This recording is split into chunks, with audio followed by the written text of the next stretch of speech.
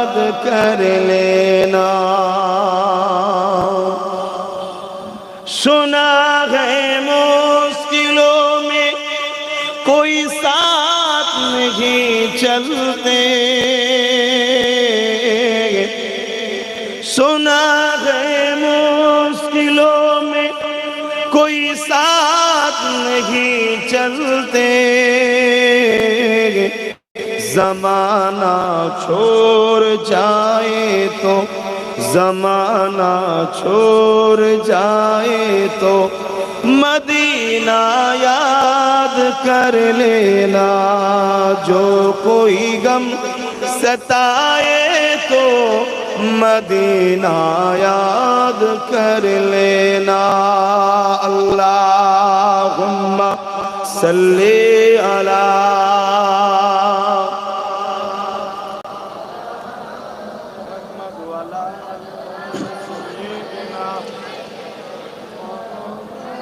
আমার আব্বাজানেরা ভাইরা, যে কথা বলছিলাম আমাদেরকে খরিদ করার চক্রান্ত এটা আজকে নতুন নয়, যুগ যুগ ধরে করেছে।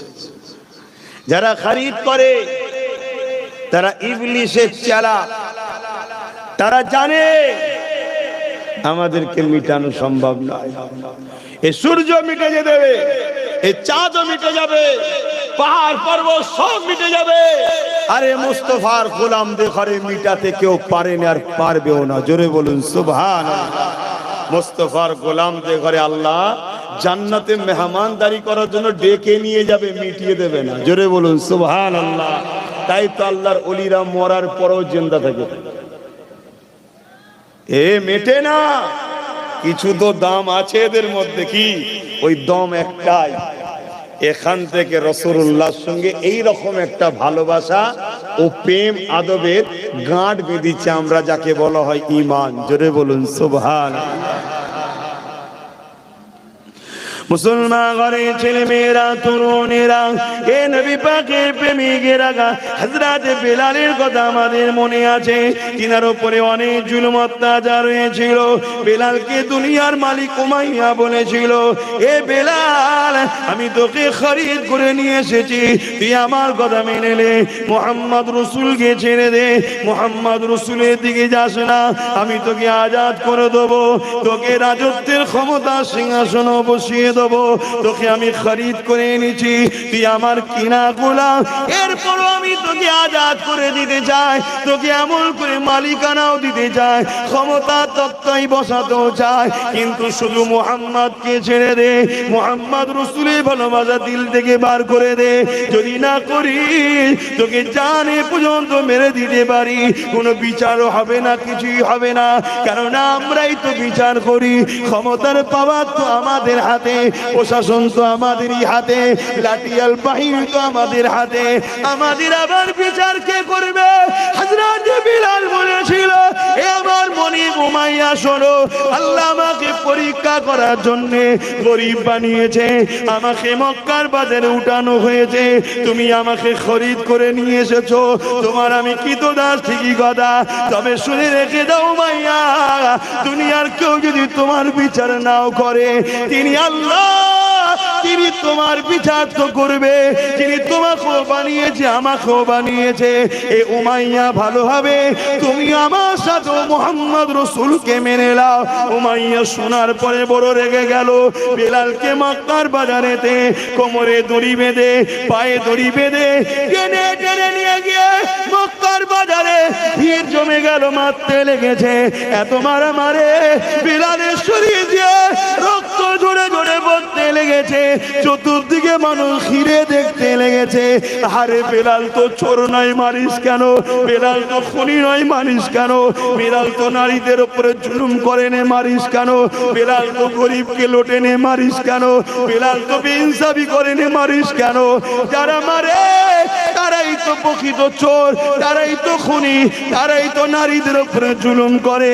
বেলাল তাদের দল না করে নারীদের পক্ষে দাঁড়ানোর জন্য, ইনসাফের পক্ষে দাঁড়ানোর জন্য, গরিবের পক্ষে দাঁড়ানোর জন্য সেদিন বেলালের শাস্তি হয়েছিল।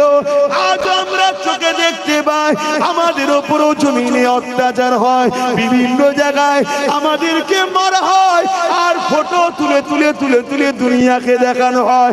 কেন দেখানো হয়? সেদিন বিলালকে মেরেছিল, অনেক লোক ভয় খেয়ে গিয়েছিল, মোহাম্মদ রসুলের দিকে আসছে না। আজকেও মেরে ফটো তুলে দেখানো হচ্ছে যাতে করে হক বন্যওয়ালা কোনো চুপ হয়ে যায়। কিন্তু এই শয়তানের চেলা কোনো জানে না আমরা বন্দুক বোমের সামনেতে, কামানের সামনেতে দুনিয়া মৃত্যু দেখতে পাই, মুস্তাফার গোলামরা আল্লাহর জান্নাতকে দেখতে পায়। আরো জোরে বলুন সুবহান। নারে তাকবীর, লব্বাইক ইয়া রাসূলুল্লাহ, লব্বাইক ইয়া হাবিবাল্লাহ, লব্বাইক ইয়া রাসূলুল্লাহ, লব্বাইক ইয়া হাবিবাল্লাহ। নারে তাকবীর। এই প্রেম হৃদয়ে থাকবে তো নাকি বেঁচে? আর যদি না রাখতে পারো, তোমার বেঁচে থাকা আর কুকুরের বেঁচে থাকার মধ্যে কোনো পার্থক্য নাই। ভাষাটা কি কষ্ট দিল? আরে আল্লাহ তো আরো ছোট করেছে, আমি তো তবু কুকুর বলেছি। আল্লাহ তো বলেছে বালুহুম আদাল, চতুষ্পদ জন্তুর থেকেও নিকৃষ্ট। তার মানে খিঞ্জিল জানেন তো নাকি, তার থেকেও নিকৃষ্ট বলেছে যাদের অন্তরে এই প্রেমের আগুন নেই। দেখো যুবক, তোমার দিলে প্রেম আছে কিনা?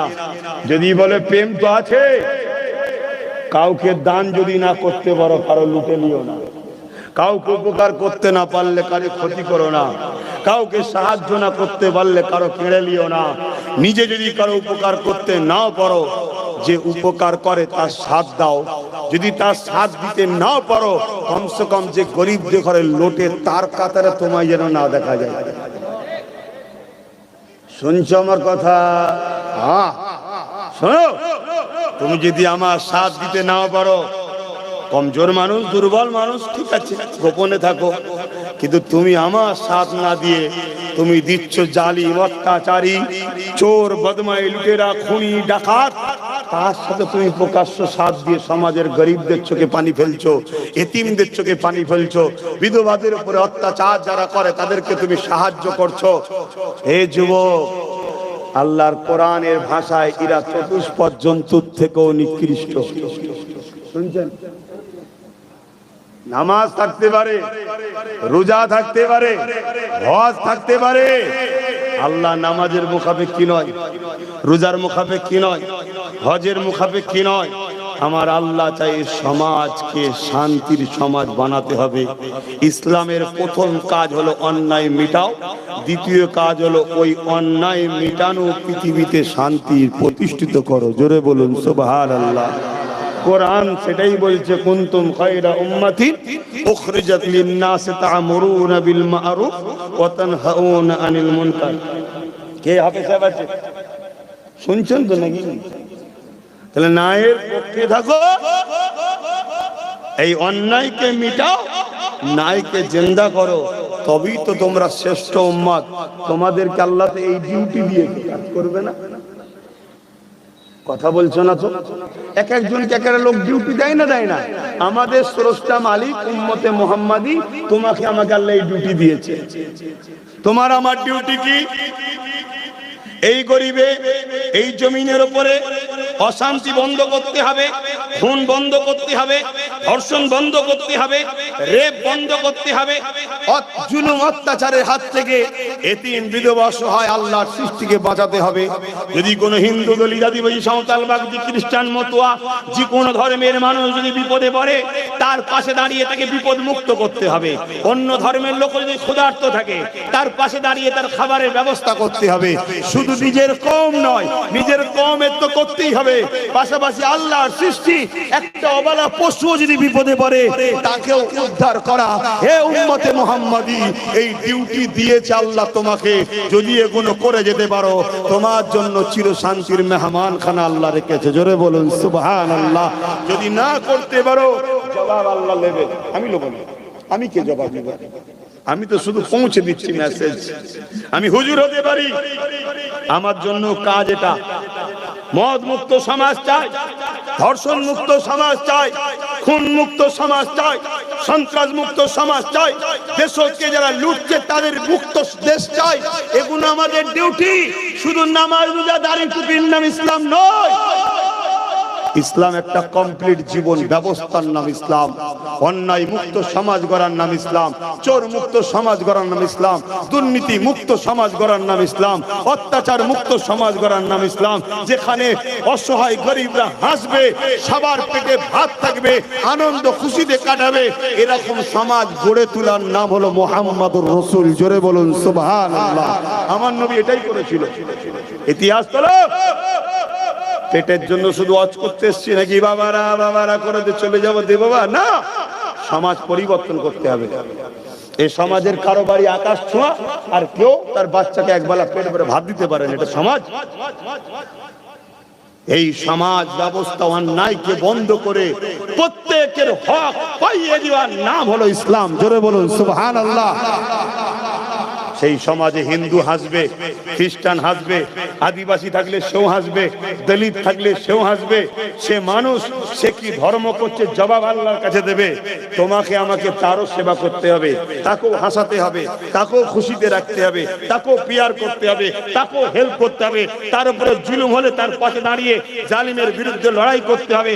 ওই লড়াইয়ে তুমি যদি মারা যাও, বেহিসাব শহীদের দরজা পেয়ে জান্নাত পাবে। জোরে বলুন সুবহানাল্লাহ। গল্প বলছি নি, হাজারো ক্যামেরা আমার দিকে ঘুরে আছে।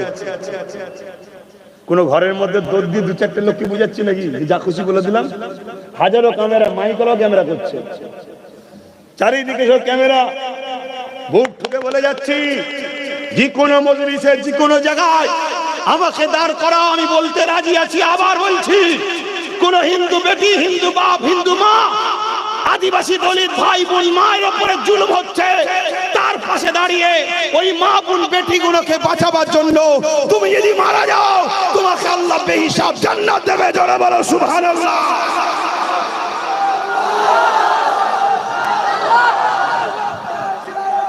ভাইরা আমার, এটা ইসলামের কথা বলছি। ইসলাম এটা আমার রাসূলুল্লাহর ইসলামের কথা বলছি। নবীর ইসলামকে মিটাবার জন্য তথাকথিত মিডিয়া ইসলাম চলে, ওই ইসলামের কথা বলছি না। নবীর দিনের দুশ্মনী করার জন্য তথা কিছু দেশ তেলকে লুটার জন্য বিভাজন তৈরি করছে, ওই ইসলামের কথা বলছি না। আমি ওই ইসলামের কথা বলছি যে ইসলাম আমার রাসূলুল্লাহর লাইফ স্টাইল থেকে শিখিয়েছে, যাকে বলা হয় কানা খুলুকুল্লাহুল কোরআন।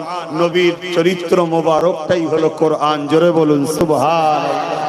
আমি ওই ইসলামের কথা বলছি যেটা এই পূর্ব ভারতে আমার বেটাজান জবানার মুজাদ্দেদ প্রচার করেছে। এই মালদা জেলায় কিনার আগে সিরাজ আকি হুজুর প্রচার করেছে। এই ভারতবর্ষে যিনি সর্বপ্রথম ওই দিনের প্রচার করেছে, তিনি সুলতান হিন্দ, গরিবে নওয়াজ, আতায়ে রসুল খাজা মুঈনুদ্দিন আজমিরি আল হাসানি আল হুসাইনি যে ইসলামের কথা বলেছে, ওই ইসলামের কথা আমি আপনাকে শোনাচ্ছি। জোরে বলুন সুবহানাল্লাহ।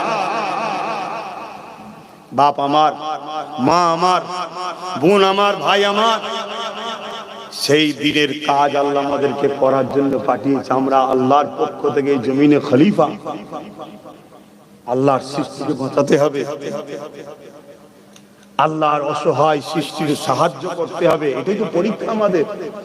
তা আসেন, আমি যে কথা বলছিলাম, কিন্তু আমাদেরকে খরিদ করা হয়, আমাদেরকে কিনা হয়। কিন্তু একটা কথা মনে রাখবেন, যে জিনিস কিনা হয় সে জিনিস বেচা যায় না, যায় না। যেটা কিনা যায়, যার দাম লাগানো যায়, তার দাম বাড়ানো যায়, আর যেটা কিনা যায় সেটা বেচাও যায়। তা আমি যদি কারো কাছে বিক্রি হয়ে, জানবেন ও আবার আমাকে কারো কাছে।